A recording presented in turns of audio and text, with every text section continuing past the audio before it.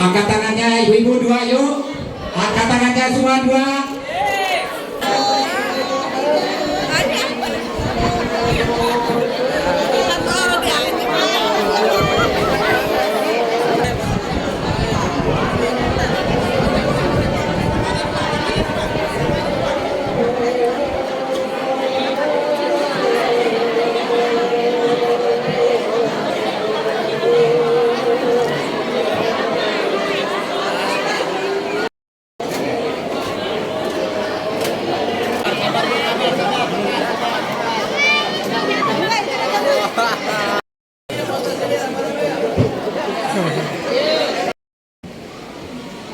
Bapak Ibu sekalian,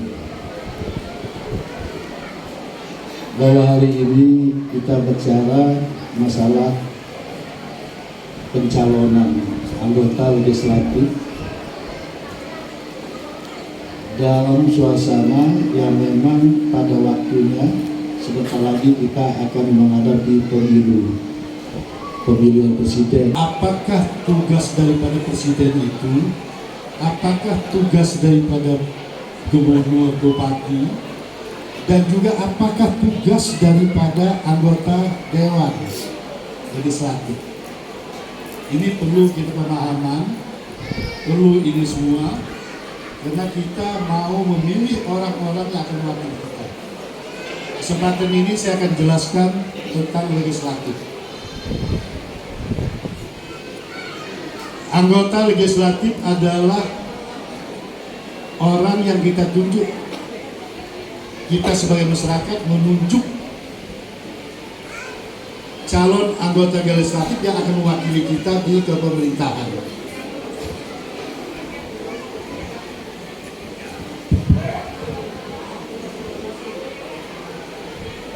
Bapak Ibu sekalian, bahwa yang akan menentukan masa depan kita, masa depan negara kita, masa depan daerah kita, masa depan anak cucu kita, itulah anggota-anggota legislatif yang akan kita pilih hari ini, dan calon pemimpin, bupati, wali kota yang akan kita pilih hari ini, dan presiden yang akan pilih kita nanti hari ini. Ini yang menentukan masa depan kita.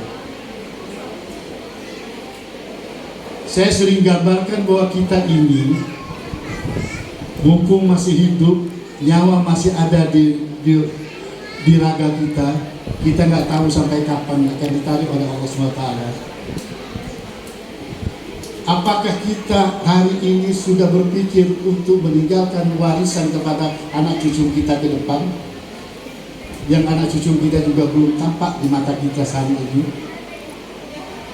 Apa yang telah kita siapkan untuk mereka? Belum ada. Padahal anak cucu kita, masa depan negara kita, masa depan daerah kita tuh ketergantungan dari orang-orang yang akan kita pilih hari ini. Baik dia presidennya maupun anggota legislatifnya. Kenapa? Apaan anggota legislatif? Itu anggota dewan dan juga anggota DPD. Kalau di luar negeri sana disebut senator, anggota DPD bergabung dengan anggota dewan menjadi DPR, MPR nanti. Itu mereka ini mewakili masyarakat, mereka ini menyerap aspirasi masyarakat, apa yang perlu dibangun, apa yang perlu diadakan, dan apa kesulitan masyarakat. Itu mereka ini bawa ke eksekutif, bawa ke pemerintah. Diusulkanlah, dibahaslah di pemerintah menjadi suatu peraturan, satu undang-undang, satu ketentuan, satu perda, apa yang harus dilaksanakan. Sebagai pelaksananya siapa? Pelaksananya eksekutif, kepala dinas dan lain sebagainya. Itu siapa yang ngawasi? Kewajiban untuk anggota legislatif yang kita pilih, wakil rakyat yang kita pilih. Itu artinya yang menentukan apa yang harus dibangun, apa yang harus dibuat, apa yang harus diinginkan, dan siapa yang mengerjakan dan siapa yang mengawasi. Itu anggota legislatif. Itu artinya rakyat berkuasa penuh di dalam acara negara demokrasi kita ini. Demokrasi kita ini, negara Indonesia ini, rakyat penuh kepercayaannya, penuh kekuasaannya, diwakili oleh anggota dewan ini. Oleh karena itu, dalam rangka memilih anggota dewan, kita betul-betul harus pelajari siapa yang anggota dewan yang akan kita pilih, siapa orang yang akan mewakili kita, sejauh mana dia menguasai masalahnya, sejauh mana dia bisa jujur dan tawaduk dalam rangka untuk menjalankan tugas apa yang menjadi aspirasi masyarakat ini betul-betul bisa jalan atau tidak. Karena yang akan jadi korban adalah masyarakat. Kalau saja nanti anggota dewan ini tidak mumpuni dan anggota dewan ini tidak bekerja dengan baik, tidak menyadari tugas pokok dan sebagai tugas pokok yang diinginkan amanahkan oleh rakyat, dan dia semaunya bekerja sama dengan pelaksana dari pemerintahan, bekerja sama sehingga rakyat dirugikan, bangunan dirugikan, itu siapa yang jadi korban? Adalah kita dan masa depan anak-anak kita. Nah, oleh karena itu saya sering bilang, kalau kita memilih anggota dewan, coba kita lihat siapa profil orang ini, siapa orang ini, betul-betul apa enggak dia bisa mewakili kita, betul-betul enggak dia bisa mewakili kita untuk memperjuangkan aspirasi kita, sehingga kita bisa nanti itu betul-betul bisa bermanfaat, bisa membawa masyarakat untuk masyarakat dan anak cucu kita ke depan. Kalau kita betul nanti memilih anggota dewan itu, betul-betul kita memilih bersih dan sesuai dengan apa yang kita yakini dan mumpuni, memang orang-orang itu betul-betul bisa menjalankan tugas sebagai mestinya, itu sama saja kita telah meninggalkan warisan kepada anak cucu kita. Sama. Tidak usah berupa harta, itu saja kita tinggalkan, anak cucu kita akan bahagia dan akan kemasyarakatan yang akan terjamin oleh anggota dewan dan ini. Nah, saya lihat di sini Bapak Ibu sekalian, ada beberapa anggota dewan, calon anggota dewan. Ada Ali. Mas Ali ini adalah basicnya dari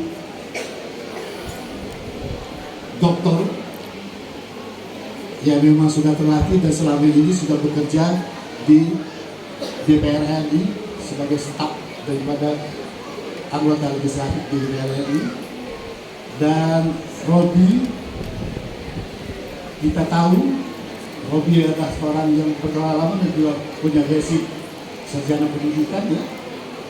Itu juga pengalaman, dan juga orang kita di sini juga Saudara Alwani, kita tahu kegiatannya sampai hari ini juga cukup dikenal di Tangsel, khususnya dikenal sekali karena ada gebrakan-gebrakan yang memang membawa kemajuan untuk daerah Kecamatan Setu ini, Tangsel umumnya, ini Alwani.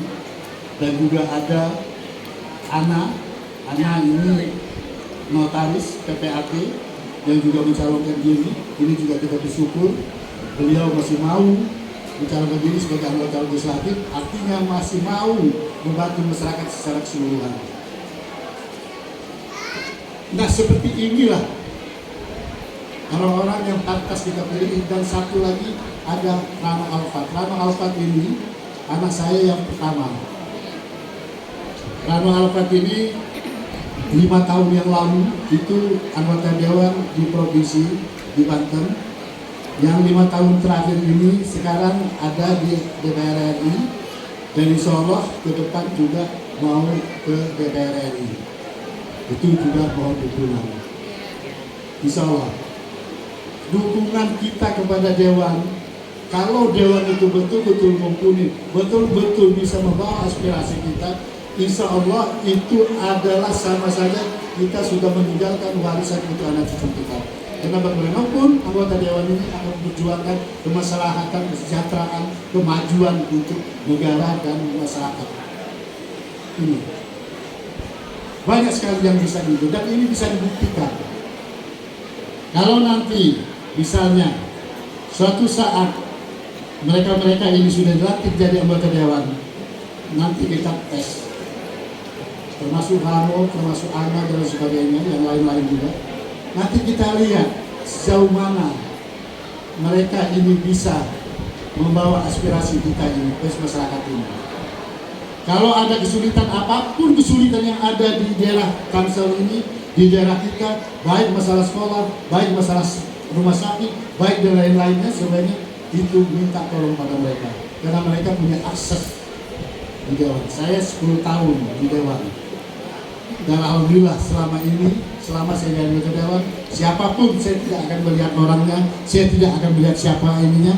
Kalau dia minta bantu pada saya, insya Allah pada saat itu saya bantu. Saya tidak pernah melihat bahwa orang ini dulu pilih saya atau enggak, atau apa. Saya bantu. Alhamdulillah. Selama 10 tahun saya jadi Dewan, alhamdulillah masih banyak yang sudah terbantu sama saya. Nah ini juga nanti kalau misalnya Rano sudah dilantik, saya sebagai perantara, kalau memang tidak bisa langsung pada Rano, bicara dengan saya. Insya Allah. Juga kalau Robi sudah dilantik, kalau nggak sempat ketemu sama Nana Robi, bicara dengan Bu Ustazah. Insya Allah. Semua kita ini bisa. Termasuk ahli, bicara dengan saya pun bisa. Masalah ahli kalau ada itu. Nah yang penting kita sekarang bagaimana caranya kita dukung mereka supaya mereka itu jadi dulu. Karena bagaimanapun Bapak Ibu yang akan memikirkan kita itu, yang akan berbalas budi pada kita itu adalah orang yang punya hubungan emosional dengan kita. Bagaimana mungkin kalau orang dari mana-mana misalnya nyalon di sini tidak kenal dengan kita, beliau udah jadi dia pulang. Tapi kalau saya walaupun saya orang Lampung, Rano orang Lampung, mau pulang kemana saya orang rumah saya di sini. Nggak bisa.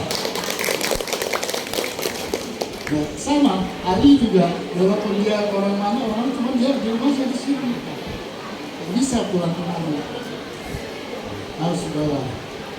Dan kita sebagai anggota Dewan di Tangsel harus menunjukkan bahwa kita telah berkontribusi, telah berbuat untuk Tangsel, bukan untuk daerah lain. Waktu saya di kabupaten pun kabupaten itu pasar Pagedangan itu saya yang bangun waktu saya jadi anggota Dewan Kabupaten.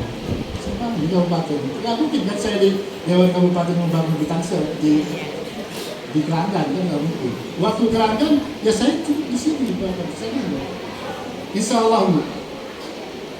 Karena bagaimanapun anggota Dewan itu adalah mewakili kita semua, yang akan memperjuangkan aspirasi kita, akan memperjuangkan kepentingan kita, akan memperjuangkan apa yang menjadi kekurangan di tempat kita, diperjuangkan oleh anggota Dewan ini di pemerintahan.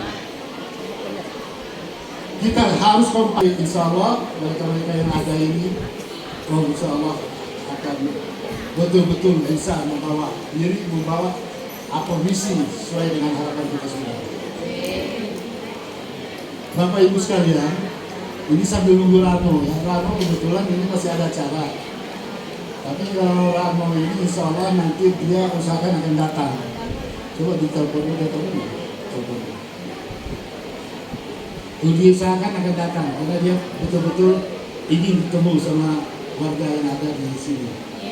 Ingin ketemu.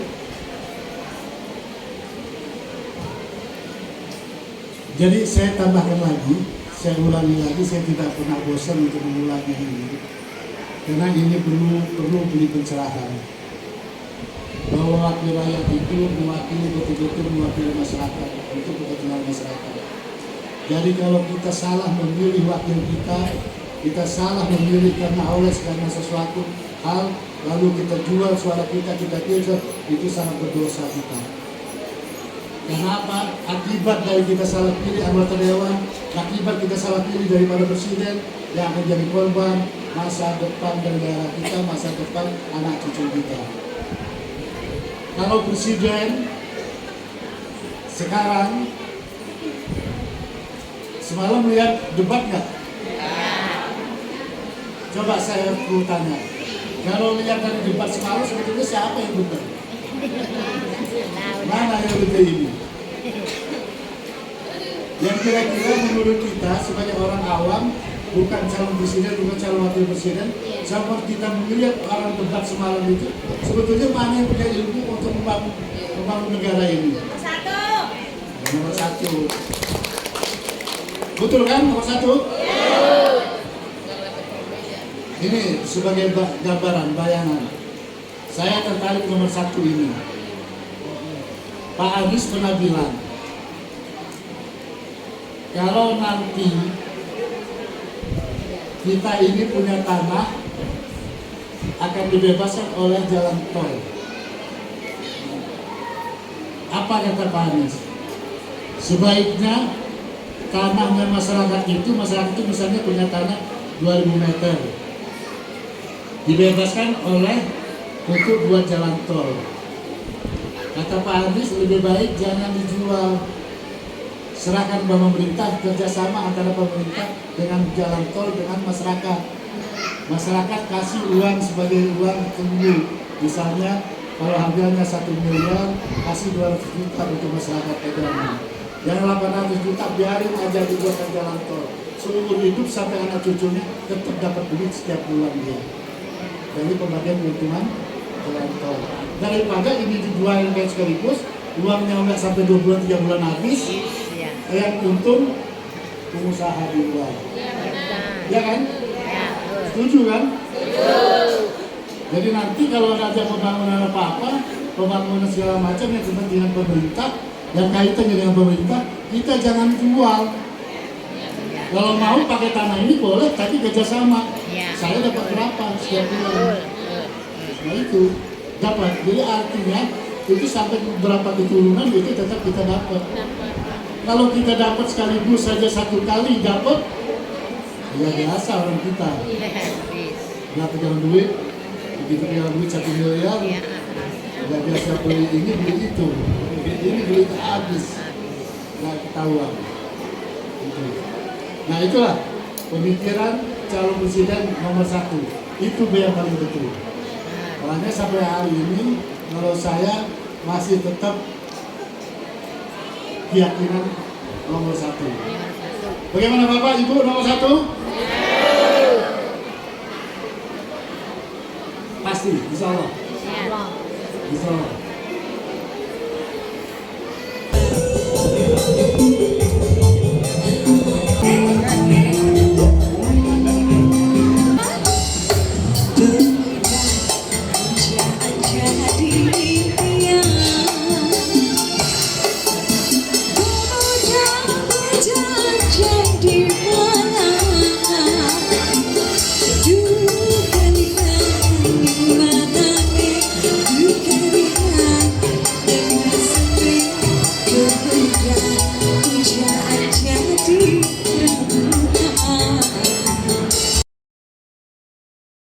Yang terhormat kepada Bapak Dr. Andes Haji Muhammad Saleh Asnawi MA MH, Abang M. Ali Taufik selaku caleg Provinsi Dapil Tangsel dari PKB, Abangda Robi Amin SPD, Ibu Ana SH MKN DPRD Caleg Kota Tangsel, Bapak Alwi SPD DPRD dari PKS Kota Tangerang Selatan. Semoga di tempat kita berkumpul hari ini membawa keberkahan untuk kita semua.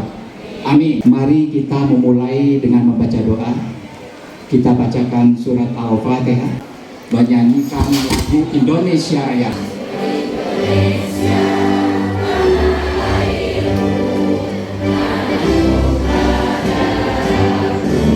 Hari ini kita silaturahmi keluarga besar dan sahabat Bapak Haji Saleh Asnawi. Betul? Pernah dengar, pernah bertemu beliau? Alhamdulillah. Tanggal 14 Februari Bapak Haji Saleh Asnawi punya hajatan. Sudah dengar? Apa hajatannya? Putranya yang pertama maju lagi sebagai calon DPR RI. Cinta ke Pak Haji Saleh? Kalau cinta ke Pak Haji Saleh, maka kita semua harus membela, mendukung, dan memenangkan putranya. Setuju? Selain Pak Rano Alfat, di sini hadir calon DPR provinsi namanya Dr. Muhammad Ali Taufik. Ini orangnya. Nomor urut 1. Nomor urut 2-nya sahabat lama saya, M. Robi Amin. Kita doakan dua-duanya dilantik jadi dewan. Setuju? Kan kalau punya dewan banyak mah mintanya gampang, betul? Tugas kita begitu datang ke rumah, tempel rumah kita stiker Bang Ran, dikat.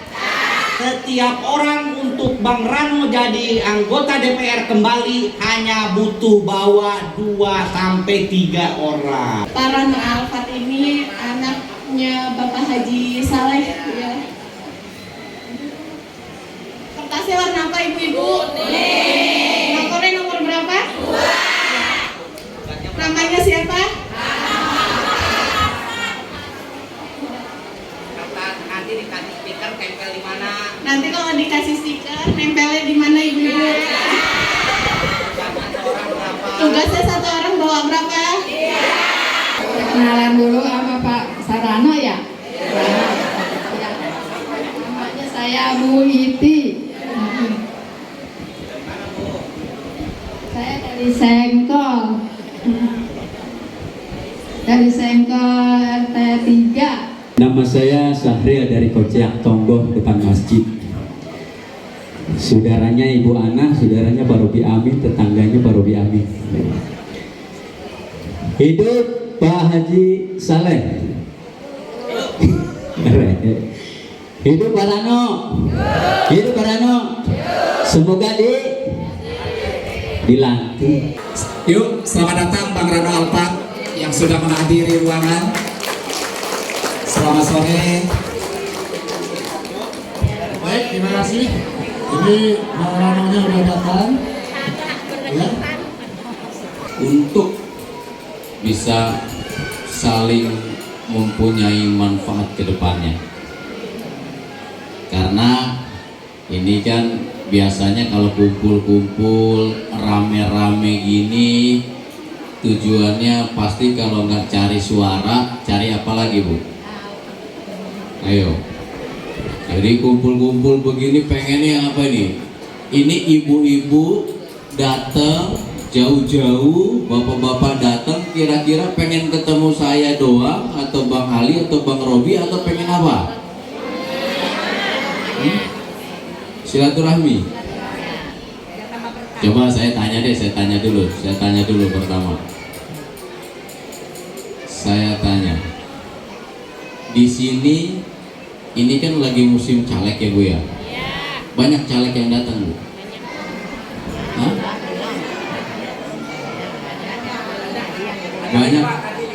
Banyak, ya ini caleg semua. Saya juga caleg lagi nanti.